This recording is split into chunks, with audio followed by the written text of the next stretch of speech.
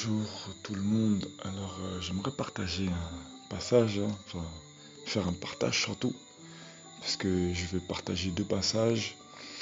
Les deux passages viennent un dans le Matthieu chapitre 6 pour commencer. Un passage qui est très connu, très très connu. Gloire à Yahshua, vraiment. Matthieu donc chapitre 6, verset 24. Nul ne peut être esclave de deux seigneurs, car ou il haïra l'un et aimera l'autre, ou il s'attachera à l'un et méprisera l'autre. Vous ne pouvez être esclave d'Élohim et de Mammon. Alors, souvent les versions disent nul ne peut servir de maître. Voilà. Alors, dans ce passage-là, on dit que où il haïra l'un et aimera l'autre, où il s'attachera à l'un et méprisera l'autre. Alors on parle bien évidemment de haïr le péché, donc où il haïra l'un et aimera l'autre, donc où il haïra le péché parce qu'il aime Yahshua, parce que c'est son époux, bien évidemment. Donc où il haïra le péché parce que son Seigneur c'est le roi des rois, Yahshua, et l'esprit qui en lui-même le fera ressentir l'irritation parce que c'est son époux. Donc il ne pourra que rejeter le péché. Ou il s'attachera à l'un et méprisera l'autre. Ça veut dire que le Seigneur en fait va te laisser prendre du temps pour t'attacher réellement à lui. Parce qu'il y a des processus. Bien évidemment, il y a des processus. Voilà. Donc, où il s'attachera à l'un, donc on va s'attacher au péché et on va mépriser le Seigneur. En fait, tout le monde sait que le Seigneur est amour en général. À part ceux qui sont vraiment rebelles et qui ont vraiment rejeté le Seigneur. En général, les âmes savent que Elohim, Yahweh, Yahushua est amour. Ils le savent très bien. Jésus est amour. On le sait très bien. Donc on le méprise parce qu'on sait qu'il va pas nous faire du mal, ou alors il va nous amener avec douceur. Donc on néglige quoi, en fait, on méprise un peu son autorité. C'est pour ça que le Seigneur met des chamboulements, des blocages parfois dans les vies de certains, parce que en fait ils prennent un peu le Seigneur à la rigolade quoi. Voilà. Donc où il haïra l'un et aimera l'autre, où il s'attachera à l'un et méprisera l'autre. Donc voilà. Donc on va s'attacher au péché. Parce qu'on sait très bien que le Seigneur, on va mépriser en fait l'autorité du Seigneur. Donc il y a un moment donné où le Seigneur va en avoir marre en fait. C'est comme moi, je me souviens très bien. Avant ma conversion, j'étais encore dans l'alcool, j'étais encore dans la drogue. J'aimais ça et le Seigneur pourtant m'ouvrait des portes. Il m'avait même ouvert l'accès à un CDI carrément. Voilà, c'était une grâce vraiment quoi. Et moi je méprisais. Et le Seigneur m'appelait depuis des années, il m'appelait depuis des années à le servir. Et il m'avait ouvert plein de portes, franchement, waouh, quelle grâce j'ai reçue, vraiment. Il me faisait vraiment montrer qu'il m'aimait. Vraiment, c'était fort, quoi. Il me montrait plein de choses. Et j'étais vraiment béni, quoi. Même des gens étaient surpris que je reçoive ça, alors que je n'étais même pas converti à l'époque. Il y avait des choses que je comprenais, que je voyais, que même des gens qui étaient dans le Seigneur depuis, qui servaient le Seigneur, ne voyaient pas, ne comprenaient pas. Voilà, gloire à Jésus, vraiment. Et il arrivait un moment, un jour, où c'était vraiment le temps, quoi. Et le Seigneur m'a dit clairement, si tu ne... En fait, j'avais commencé à aller, comment dire ça, régulièrement à l'assemblée, dans mes premiers temps, bien sûr, de conversion, hein. Enfin, où j'allais en processus de conversion, mais le Seigneur savait que je n'étais pas encore réellement converti, parce que j'étais encore dans des péchés. Mais il voulait vraiment me délivrer, m'amener à lui réellement, vraiment concrètement quoi. Voilà, et il voulait vraiment que je lâche des choses. Et vu qu'il savait ce qui allait m'arriver, il m'a dit ouvertement dans mon cœur, mais clairement, si jamais tu ne retournes pas au plus vite à l'église, je te ferme les portes de ma grâce. Après 8 ans où il m'a laissé tranquille, il me voyait, il me parlait avec amour, il prenait du temps, parce qu'il c'était un Elohim, un roi, un seigneur de compassion. J'aime pas dire un Dieu, parce que Dieu vient de Déo, ça signifie Zeus en fait en grec, donc je ne dis plus Dieu. Voilà, on a changé le nom d'Elohim en une divinité grecque. Donc c'est un peu une insulte quoi, bref. Bon après, Le Seigneur ne condamne pas hein, ceux qui manquent de connaissances, mais je préfère le dire, quoi. Voilà, donc je dis à la place Elohim, voilà. Le nom que les Hébreux utilisent, que les Hébreux, oui, voilà, utilisent. Bref, et donc il m'a dit clairement, si jamais tu ne retournes pas au plus vite à l'église, je te ferme la porte de ma grâce dans mes tout débuts. Voilà. Et donc ensuite là, j'ai vraiment commencé clairement à haïr le péché. Et malheureusement, avec le temps, bah, on commence un peu à négliger, à dire, ah mais c'est pas grave, c'est rien. Et c'est pour ça qu'il y a nombreux pasteurs tout au début, et pas que pasteurs, hein, parce que le pasteur malheureusement c'est la charge qu'on met le plus en avant, mais il y en a 5 hein, quand même des services ministériels quand même hein, dans l'assemblée hein, du Seigneur. Donc voilà.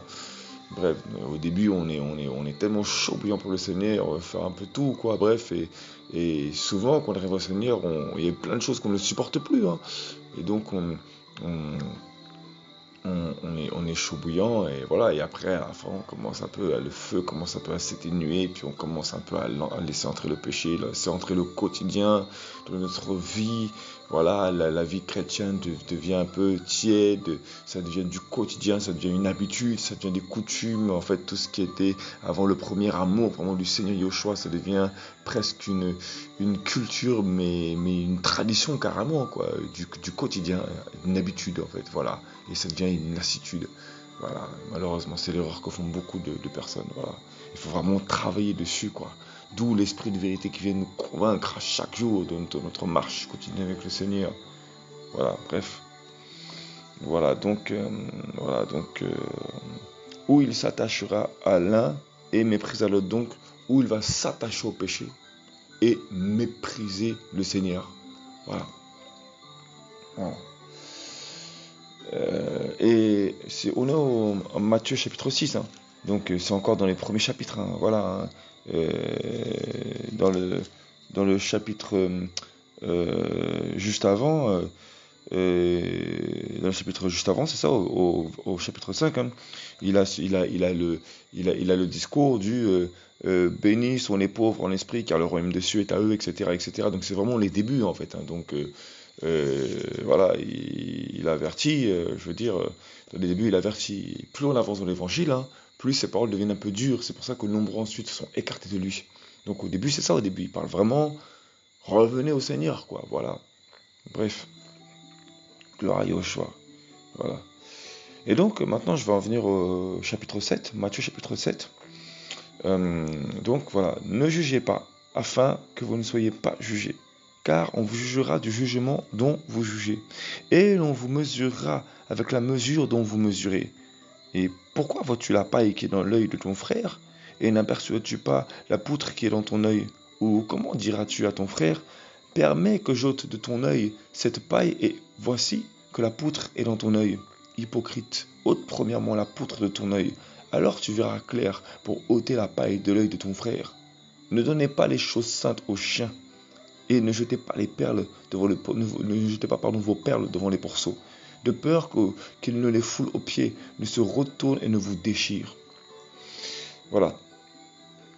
Alors, dans ces passages, hein, on parle de ne pas juger. Donc, j'ai eu le temps de faire ma petite recherche en même temps pour ne pas non plus partager n'importe quoi. Le mot juger, hein, dans ce passage, ne jugez pas, ça vient du grec krino, que je ne dise pas n'importe quoi. Seigneur Jésus. Voilà. Ça vient donc de krino, qui signifie donc séparer, mettre en morceaux, démonter, choisir, sélectionner, approuver, estimer. Donc c'est un jugement, donc une opinion. Voilà, donc prononcer une opinion, plaider, voilà, discerner, donc c'est-à-dire que c'est avec le temps en fait qu'on discerne. Mais en fait dans ce passage-là, c'est une chose que le Saint-Esprit m'a vraiment fait grâce de comprendre. Voilà, hein. C'est pour ça qu'on parle vraiment d'un évangile de paix. Parce que euh, euh, si on commence à tous se condamner les uns les autres, on n'aura pas de paix. On ne sera pas dans l'évangile de Jésus-Christ, du Seigneur Yahushua Mashiach. Voilà. Alors il y a un temps, effectivement, le Seigneur peut nous dire dénonce. Il y a un temps, il peut nous le dire. Mais l'évangile, ça reste la paix. C'est la paix. C'est pas tout bout de champ que vous dénoncez. Voilà. Voilà, faut vraiment que ça soit vraiment conduit par l'esprit. Et c'est vraiment pas l'évangile que le Seigneur donne, quoi, de base, quoi. Voilà. Mais jugez, voilà. Quand il dit ne jugez pas, afin que vous ne soyez pas jugés. Pourquoi? Parce qu'il y a des personnes en fait qui ne sont pas prêtes à recevoir. Tout simplement, c'est un truc que le Seigneur m'a vraiment fait comprendre. Il y a des personnes, elles ne sont pas prêtes à recevoir. Toi, tu peux avoir le discernement. Tu peux avoir ta propre opinion parce que tu discernes les choses. Mais c'est pour ça qu'il faut vraiment sonder les cœurs. Il faut vraiment, euh, comment dire ça, connaître la personne pour comprendre. Voilà. Comme pour discerner comment est Yahushua, pour juger comment est Jésus, bah, faut avoir du vécu avec. Et à la fin, on se rend compte de son amour illimité. Voilà. Mais au début, on va se dire qu'il est dur. Moi, j'étais dans une longue période où j'ai vu un Jésus qui était dur, un Elohim qui était dur, dur. Alors l'évangile que je prêchais était dur, il est toujours aussi dur d'ailleurs, il est toujours aussi dur, mais le Seigneur euh, fait vivre des circonstances qui nous apaisent, voilà, qui nous rendent plus doux, voilà, par le temps, voilà. Alors on va être chaud, bouillant, et on va vouloir juger tout le monde. Et il y a le jugement qui signifie donc discerner, vraiment le discernement des esprits. Et c'est un constat, c'est un simple constat. Et c'est honorable, parce que forcément, il faut exercer le don du discernement, c'est logique. Ça fait partie des dons que le Seigneur nous demande voilà, d'exercer. Il faut expérimenter les dons, les développer. Voilà. Mais il y a des choses qu'il faut vraiment faire dans le secret. C'est-à-dire les exercer dans son propre cœur et apprendre à discerner pour savoir dans quel sens prier. Tout simplement. Voilà. Euh, voilà. Ensuite, donc, ne jugez pas, donc ne condamnez pas en fait, voilà, afin que vous ne soyez pas condamnés, on va dire, voilà. Mais c'est pas, oui, voilà, afin que vous ne soyez pas condamnés, donc jugement, être jugé, condamner, faire condamner, voilà. Donc ne pas, non, pardon, pardon, je me suis trompé, j'étais un peu à l'avance. Donc voilà, séparer, ne pas donc de faire de séparation, ne pas, euh, voilà, c'est ça, ne pas faire de séparation. Voilà, voilà, ne pas balancer de jugement tout de suite, afin de ne pas être jugé. C'est pour ça qu'il y a des personnes, ils vont souffrir bêtement. Ils vont souffrir bêtement. Moi, j'ai fait l'erreur. Ils vont souffrir bêtement. Parce qu'en fait, à force de parler, eh ben, la parole nous demande de nous encourager les uns les autres. Voilà. Ensuite, il faut reprendre son frère et sa sœur. Ça, c'est clair, c'est vrai.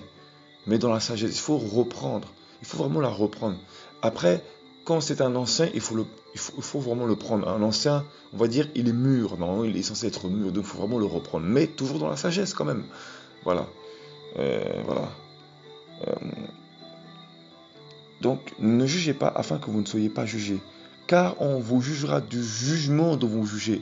Et le mot, en fait, car on vous jugera du jugement dont vous jugez, je crois que c'est le mot que, que je puisse revenir dessus pour ne pas dire n'importe quoi.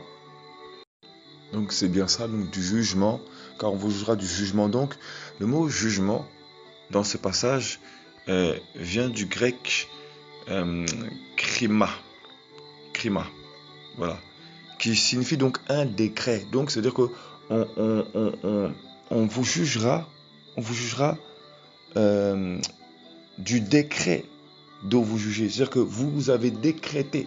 Vous avez décrété. C'est-à-dire qu'on considérera votre jugement comme un décret. C'est-à-dire que vous avez en fait délivré quelque chose en fait. C'est comme une feuille qu'on déroule. Voilà, vous avez délivré les choses, donc vous avez décrété. C'est-à-dire que les gens vont le voir comme ce que vous avez décrété. C'est pour ça qu'il faut faire attention. Et en fait, tout le monde n'est pas prêt à recevoir. Voilà, il y a des personnes, elles ne sont pas mûres. Voilà. Et, et malheureusement, on va tuer des âmes en fait. On va tuer des âmes. Alors pour ce qui concerne l'évangélisation de rue et tout, bon, il y a la semence. Ça sème, ça sème, ça sème. Ça sème, ça sème. Voilà, chacun reçoit la semence. Donc chacun prend sa part. Voilà, voilà, il faut bien que le Seigneur parle à tout le monde. Mais dans une assemblée, parfois, il faut savoir parler. Voilà. Et même quand on va voir des frères et sœurs, il faut savoir parler avec sagesse. Voilà. Et encore, même dans les rues, parfois, il faut même savoir parler avec sagesse aussi, parfois, ça dépend. Voilà, ça dépend d'où on est. Voilà. Dans le sens, il faut se laisser conduire par l'esprit. Voilà. Voilà, tout simplement. Si le Seigneur doit parler, qu'il doit ne pas condamner, mais parler, qu'il parle, qu'on le laisse s'exprimer, c'est l'Esprit, le roi des rois. C'est lui, Yahushua, le roi des rois. Voilà, l'évangélisation, c'est quelque chose qui doit être conduit par l'Esprit. Tout doit être conduit par l'Esprit de toute façon. Mais, voilà, ne pas condamner. Voilà, c'est-à-dire, si l'Esprit pousse à parler, à interpeller, à appuyer sur les choses, laissez parler. Faut laisser faire. Parce qu'après c'est nous-mêmes qui allons apporter un jugement sur notre propre vie. Alors que le Seigneur nous a demandé de dire les choses. Ah ouais, non, faut faire attention. Voilà. Et l'on vous mesurera avec la mesure de vous mesurer. Donc ça veut dire que même si toi, en ton cœur, tu n'as pas voulu condamner la personne, eh ben, la personne peut mal le prendre. Donc elle va considérer ce que tu as délié de ta langue. Donc c'est comme un décret. Voilà. Donc il faut faire attention. Voilà. Tout le monde n'est pas assez mûr. Voilà. Et c'est pour ça qu'après, il a marqué donc, pourquoi vois-tu la paille qui est dans l'œil de ton frère? Voilà. Et n'aperçois-tu pas la poutre qui est dans ton œil? Voilà, c'est ça. Voilà. Tu dis donc à ton frère, pas mec, que cette paille qui est dans ton œil, alors que tu vois pas la poutre qui est dans ton œil. Ça veut dire tout simplement que euh, regarde-toi déjà le fond de ton cœur, la profondeur de ton cœur, sonde-toi toi-même déjà. Voilà. D'ailleurs, afin d'avoir la sagesse d'ailleurs aussi de discerner comment parler à la personne d'ailleurs. Parce que si tu manques de sagesse pour parler à une personne, il est évident que toi-même tu as des choses à sonder dans ton propre cœur. Tout simplement. Et on travaille toujours dessus, hein, moi-même le premier. Hein. Voilà, gloire à Jésus. Toute la gloire lui revient. Voilà. Il n'y a que lui qui est parfait, qui était parfait sur terre. Hein. Qui était parfait sur terre et qui est parfait. Qui nous amène à la perfection. Voilà. Voilà. Et c'est là où je voulais en venir donc ensuite au verset 6. Euh, Voilà, d'où d'ailleurs, juste avant de venir à ça, d'où il dit hypocrite, ôte premièrement la poutre de ton œil. Voilà. Alors tu verras clair alors tu verras clair pour ôter la paille de l'œil de ton frère. C'est-à-dire que voilà, enlève déjà voilà ce qu'il a dans ton cœur qui n'honore pas le Seigneur, ou alors ce que le Seigneur veut arracher de ton cœur. Voilà, vois avec l'esprit ce qui a arraché en toi, et ensuite tu pourras voir les défauts, les failles sur ton frère ou ta sœur. Cela ne veut pas dire que ce que tu vois n'est pas faux, cela ne veut pas dire que ce que tu vois n'est pas faux, mais il faut parler avec l'esprit vraiment, et au temps du Seigneur, parce que c'est pas facile. Tout le monde n'est pas mûr pour comprendre malheureusement. Voilà. Donc verset 6, ne donnez pas les choses saintes aux chiens. D'où le contexte que je disais tout à l'heure, quand vous allez aller dans des lieux parfois, quand vous allez aller parfois dans des lieux, euh, je disais, je n'arrête pas d'appuyer sur le fait que certaines personnes ne sont pas mûres, ne sont pas prêtes à entendre des paroles. Parce que certaines en fait personnes, excusez-moi, j'en ai vu plein, vont à l'église soit pour euh, régler leurs solutions, avoir les solutions à leurs problèmes, soit même parce que pour eux c'est c'est euh, comment dire ça, c'est la distraction en fait, c'est cool quoi, c'est l'église, c'est cool, c'est cool, c'est l'amour, c'est cool. Alors qu'il n'y a pas que ça dans l'église. L'église, c'est un endroit où on a une fonction, c'est un lieu de travail dans le Seigneur. Voilà, c'est une charge qu'on doit assumer. Voilà, premièrement. Voilà. Voilà. Ne donnez pas les choses saintes aux chiens et ne jetez pas vos perles devant les pourceaux. Alors, il y a une chose où vraiment le Saint-Esprit m'a vraiment interpellé. Donc récemment, en fait, j'avais été voir une assemblée, récemment, hein, et pour quelque chose d'un peu inutile, j'ai dû parler, échanger avec les pasteurs. Et je voulais rappeler les pasteurs hein, pour leur parler, et j'ai consulté le Saint-Esprit, il m'a fait comprendre non, et il m'a fait tomber sur ce passage-là. Et c'est là où j'ai compris que et j'ai eu beaucoup de problèmes avec les pasteurs et avec d'autres, hein, pas que des pasteurs. Il ne faut pas non plus leur jeter la pierre tout bout de champ. Voilà. Mais, comment dire ça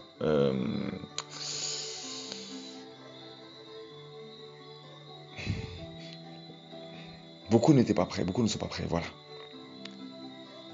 Ne donnez pas les choses saintes aux chiens et ne jetez pas vos perles devant les pourceaux. Qu'est-ce que fait un chien? Soyons honnêtes, que fait un chien? Un chien, il attend qu'on lui donne tout dans sa gamelle. Un chien, c'est ça. Il aboie. Il aboie. Donc il aboie pour rien. Un chien, on ne comprend pas son langage. Un chien. Va parler avec un chien. Il va peut comprendre ton langage, mais voilà, il va tout le temps s'attacher à toi, tout le temps. À un moment donné, il faut, voilà, un chien, il s'attache tout le temps à toi. Et il est fidèle à son maître.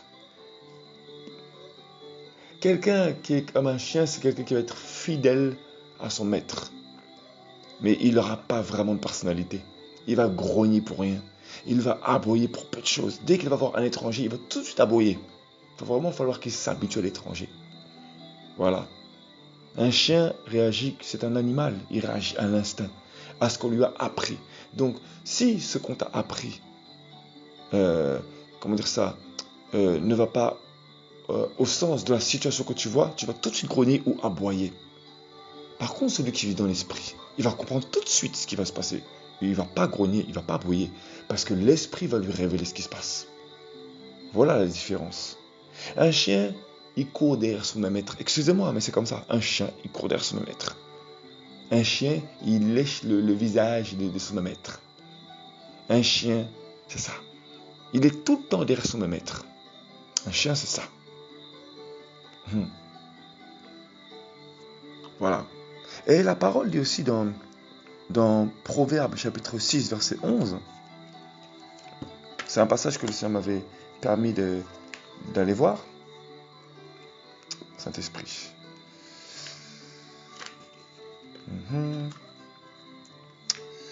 Proverbe chapitre 6, verset 11. Saint-Esprit, je me retombe assez rapidement dessus. Proverbe 6, merci Seigneur, verset 11, voilà. C'est ça. Est-ce que c'est Proverbe 6 même, pardon Seigneur. Autant pour moi, donc c'est Proverbe chapitre 26, verset 11. Comme le chien retourne à ce qu'il a vomi, ainsi l'insensé répète sa folie. Qu'est-ce que fait un chien donc? Un chien, il retourne dans son vomi. Donc ça veut dire que quelqu'un qui a confessé Yahushua, Jésus comme Seigneur et Sauveur, il commence à arrêter le péché. Mais au bout d'un moment donné, il va retourner bêtement à son vomi. Et parfois, physiquement, ça ne va pas se voir. Mais au fond, il est retourné dans son orgueil passé. Mais d'une forme différente, en fait. C'est tout. C'est juste que ça va être dissimulé autrement. C'est tout. Voilà. L'orgueil, il va être colérique pour peu de choses, etc. Un chien, quoi. Voilà. Excusez-moi, c'est dur, mais c'est la vérité.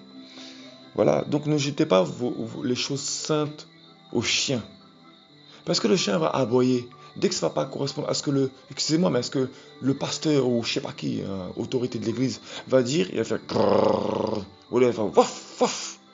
Il va tout de suite, ça va pas aller. Et il va donner toutes les croquettes que le maître va lui donner. Tout ce qu'il va donner, il va prendre. Pourquoi? Parce qu'il réagit à l'instinct, il réagit à ce qu'on lui a appris. Pas avec l'esprit. Il est fidèle. Il est fidèle à son maître. Il est fidèle à celui qui donne les croquettes. À celui qui donne la manger dans sa gamelle. C'est ça un chien. Et il va faire pipi n'importe où. Un chien, ça laisse ses poils partout. Un chien.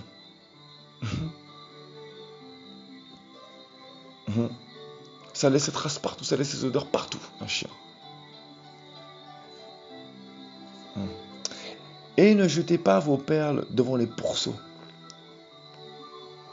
Ne jetez pas vos perles devant les pourceaux. Ah oui, aussi, excusez-moi, autant pour moi. Un chien aussi, une chose. Un chien, qu'est-ce qu'il fait? Au loin, il ressent les choses. Il a un flair, un chien. Donc, dès que tu auras un comportement qui n'est pas habituel à quelqu'un qui est soumis à l'autorité, il va le ressentir rapidement. Ah oui, c'est aussi un sorcier. Il laisse ses poils partout. Partout, il laisse ses poils. il sent, ça se sent, il sent. Voilà, il fait n'importe quoi. C'est un animal, quoi. Voilà, hein. Voilà. Il faut le tenir en laisse. Et à un moment donné, le pasteur ou je sais pas qui, l'autorité, il va pouvoir lui retirer la laisse parce qu'il est tellement fidèle. Et ne jetez pas vos perles devant les pourceaux. Alors qu'est-ce que fait un porc? Un porc, c'est un animal impur. Les pourceaux des cochons. C'est même là-dedans hein, que l'homme là, qui était pris par les légions, là, il a jeté, Yoshua a jeté ses démons là-bas, sur des pourceaux. Un gros troupeau de pourceaux, qui sont ensuite jetés dans la mer d'ailleurs. Ne jetez pas vos perles devant les pourceaux. Un pourceau, qu'est-ce qu'il fait? Il mange n'importe quoi. Comment dire ça? Il se met dans la boue. Il mange tout, n'importe quoi. Et je vais d'ailleurs aller dans le livre de l'Apocalypse, chapitre 3. Apocalypse, chapitre 3. Saint-Esprit. Merci Seigneur. Verset 15. C'est ça, je crois. Voilà. Verset 15. Alléluia. Je connais tes œuvres. Je sais que tu n'es ni froid ni bouillant. Puisses-tu être ou froid ou bouillant? Parce que tu es tiède et que tu n'es ni froid ni bouillant, je te vomirai de ma bouche. Et voilà. Tout à l'heure, on a bien vu dans Proverbe chapitre 26, verset 11, que le chien retourne à son bourbier, il retourne à son vomi. Donc, il retourne à son vieil homme, mais ça ne se voit pas. Voilà. Et donc, il va manger donc le vomi. C'est-à-dire que le Saint-Esprit va le vomir. Il va le vomir. Et lui va manger tout ce qui est crasseux donc. Mais tout ce qui est bon, tout ce que tu verras de lui, il ne le recevra pas. C'est pourquoi il dit ne séparez pas les choses. Laissez tel que c'est. Laissez tel que c'est. Laissez. Priez seulement pour les personnes. Ne pensez-vous vraiment pas que celui qui demande reçoit? Donc le Seigneur va entendre tes prières. Donc voilà, demande au Seigneur et le Seigneur fera. Tu verras de toi-même le fruit s'il est vraiment du Seigneur ou pas la personne. Voilà. Sonde-toi premièrement toi-même afin de savoir comment parler, comment dialoguer avec la personne. Voilà, sonde-toi toi-même. Voilà. On est tous concernés par cette parole. Gloire à Yoshua. Voilà. Et il y a des personnes, donc, ils ne sont ni froids ni bouillants. Ils ne sont ni froids ni bouillants. Voilà. Ils sont pas trop froids parce qu'ils vont prier, shikabababa, ils vont parler en langue, ils vont proclamer des paroles prophétiques, ils vont faire plein de trucs. Voilà, hein. Ils vont être tout le temps dans les prières d'intercession, etc. Donc ils vont pas être froids. En apparence, ils vont pas être froids. Parce qu'ils vont être là, présents dans l'assemblée. Voilà. Les chiens, c'est ça, les chiens, ils sont toujours au pied de l'église, toujours. Ils sont toujours là, fidèles, les chiens. Ne les séparez pas, ne dites rien, faites, laissez faire. Ils marchent à l'instinct, pas avec l'esprit. Laissez faire. Voilà. Ils vont tout le temps être fidèles à l'église, tout le temps. Les chiens, ils sont fidèles à l'église, les chiens. Et ils grognent pour peu de choses, ils aboient pour peu de choses. Voilà. Ce que vous recevez pour eux, laissez faire. Ou alors, dites la chose et ensuite vous laissez vous prier pour eux. Ça s'arrête là. Voilà. Si le Seigneur vous demande, obéissez et puis c'est tout. Et ne jetez pas vos perles devant les pourceaux. Voilà, donc, c'est-à-dire que donc, c'est pareil, hein, voilà, donc les pourceaux, ça mange n'importe quoi. Ça fait n'importe quoi. Ça se secoue dans la boue, ça fait n'importe quoi, un pourceau. Les pourceaux, ça fait n'importe quoi. Donc, bah, ils vont prendre tout ce qu'on leur donne, hein, même le vomi, enfin bref, peut-être j'abuse, mais voilà. Donc, ils vont être ni froids, parce qu'ils vont tout le temps fidèles à l'église, tout le temps, ni bouillants. Pourquoi? Parce que quand tu es chaud bouillant, le péché Ça résiste pas, le péché s'est consumé. Mais le péché, il reste là. Donc, ils ne sont pas bouillants non plus. Tout n'est qu'apparence. Donc, laissez. Gloire à Yoshua. Béni soit le Seigneur. Voilà.